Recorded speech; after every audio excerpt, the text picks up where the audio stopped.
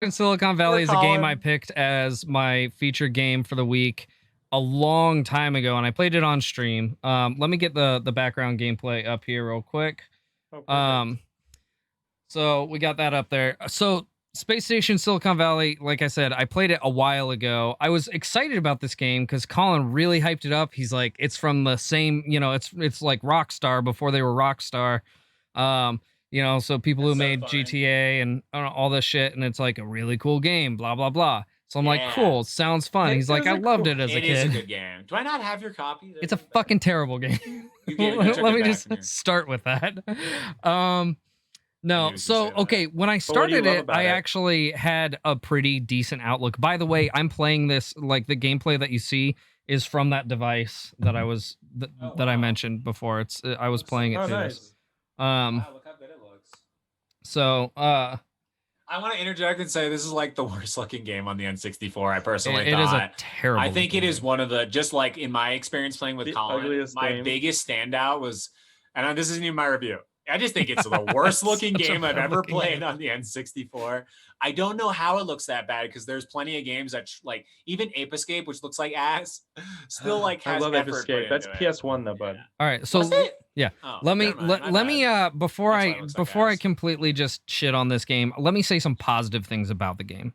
It's on the N64. It is on the N64. That's positive thing number one. It's a good paperweight.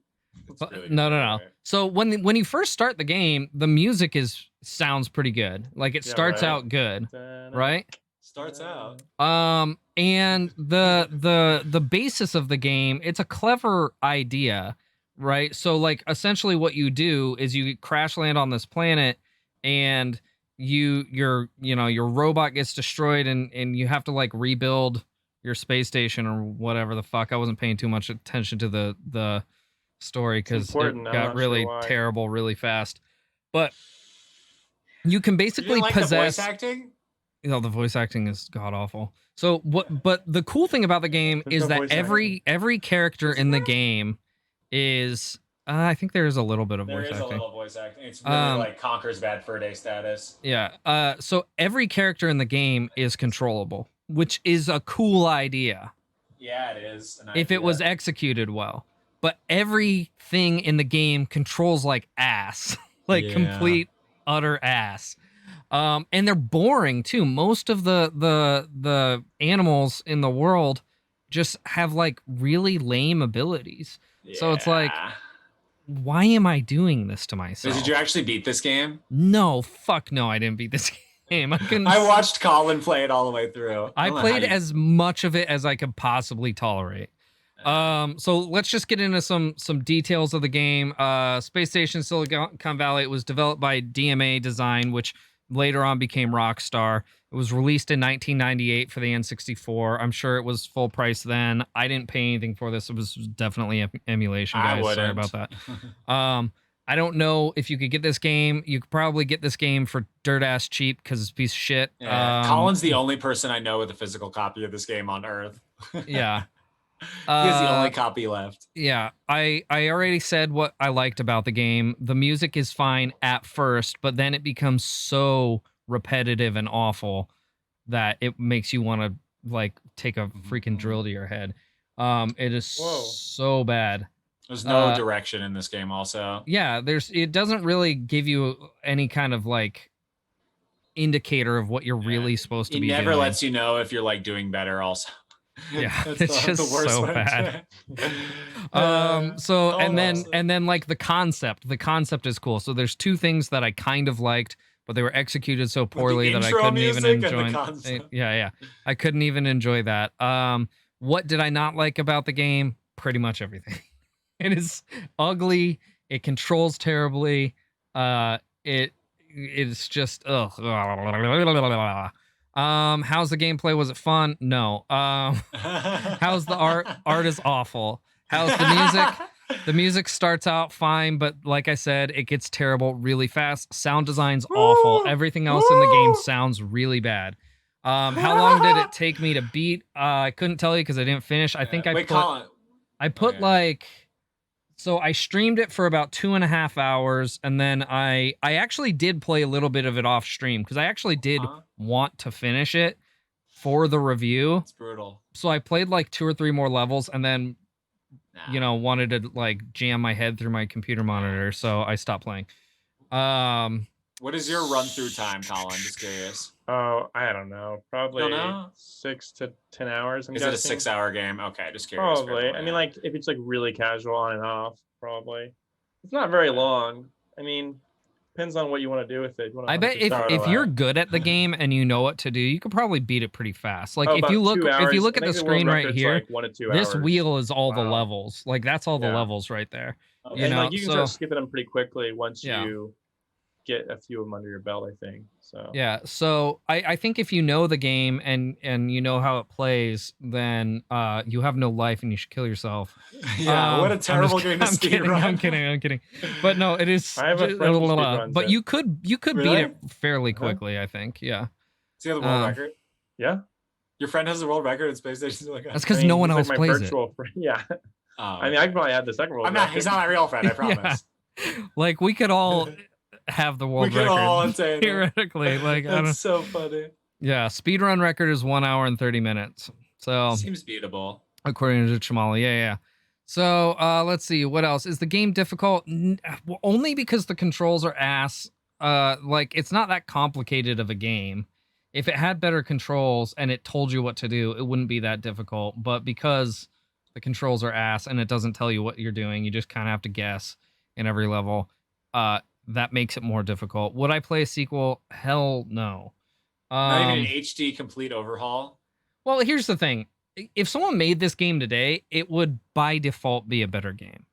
You know? Like, and they obviously went on to make, like, you know, the freaking Grand Theft Auto series. You know, the whole, like, taking people's, you know, vehicles feels a little bit like a, you know, like a holdover from this game. That's a little bit of a stretch, I would say, but no, I see that. But the fact that you can just control everything in the game, kind of thing. It's neat. So I guess like in theory, maybe I would play a sequel to this, but you know, obviously there is no sequel, thank God. So I never have to do that. So overall impression, this game was ass. I would give it literally a 1. Yes. A 1 out of 10. That is so funny. Should you play it? That's the first like horrible review we've ever given on the show. Yeah. Should you play it only if you want to torture yourself or get the speedrun world record? So those are your options. Which apparently is very easy because no one wants to put in the time. That's what I'm saying. Anyway, so that is my review of Space Station Silicon Valley. I gotta say, like, I enjoyed it just for the memes, you know, like that's probably the best enjoyment I got out of it. And also it gave me perspective of kind of like games of the era. Like we all look back on 64 games with such fondness. Yeah. And a lot of the games that we played feel like this. Like go back and play GoldenEye. You know, that game feels terrible now, but that was the best game on the planet when it was out. You know, would you say this game would be a better game, like if you reviewed it then? I think I might have given it a 2. You know, that's fair. Like this music's amazing. No, it's terrible. All right. Anyway, so that's about it, guys. I just wanted to get this out of the way so we could get it off our list, honestly. But and so that we could have a little bit of memes with it. But yeah, don't like unless you just want to torture yourself or just like experience how bad it truly is, then you know, whatever. It's just fun, like kind of like watching the Fantastic Four movies, you know? Sure, just to see how bad a movie can be. Right. Yeah. So that's about it. That's all I got for Space Station Silicon I enjoyed Valley. that a lot. I really enjoyed that. I'm glad you did. Good times. Colin, I actually, after playing this though, I genuinely want to hear your actual feelings about the game. Let's see your review of it. Because you're the one who really wanted me to play this game. I just thought it's just a neat part of history, kind of about like, you know, Rockstar and like where they came from, basically. You know, like you Garbage. can see the Rockstar is the people that make came from Grand Theft nothing. Auto. Grand Theft Auto, like, Red Dead Redemption, clearly all Red came Dead Revolver. after this.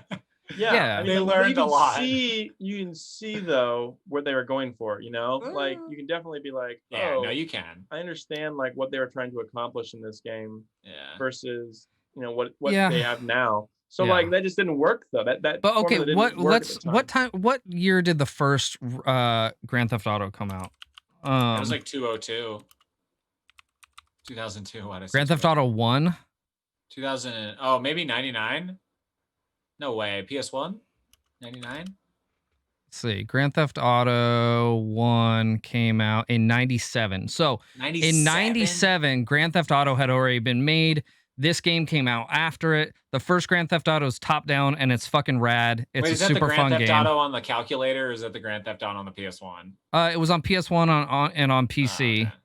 So this game had already been made, Grand Theft Auto, and it was a great game. And they came out with this piece of asshole on the okay, can I just say that this came out the same year as Ocarina of Time? Like, they obviously had no time for anything else. They're like, we need a game to come out the same year. This also came out the same year as Banjo-Kazooie. There's like no excuse for not being. The background though for this story is actually pretty cool. Like they worked hard on this game and like had a small development team and like they literally were worried. I think at one point they got like robbed, I think, while in this like small little town they were like working in or something like that. Yeah. Like it was just a really shitty environment and like they worked hard on it and it didn't do very well. And it's just neat. I don't know, just to me it's like a cool game that just like was a part of their history. And like in fact you actually can hear the theme song in the radio in Grand Theft Auto 3, I think. Shout out. That's kind of neat. Like hear it every once in a while. You just hear like dun dun dun because they know their roots. I think that was kind of cool. I don't know, the game's like not amazing by any means. It's not like a good game, but like I really still enjoy it just because like to me it's a game. Yeah. It's one of those games where like it goes, here's a goal. Accomplish this goal. And it's like, well, how do I do that? And I don't care. It's up to you. You know, like that to me is kind of neat. It's called something certain. There's a certain word for that. I can't remember the name of that word. Where like other games that are great games like Mario are like accomplish this goal.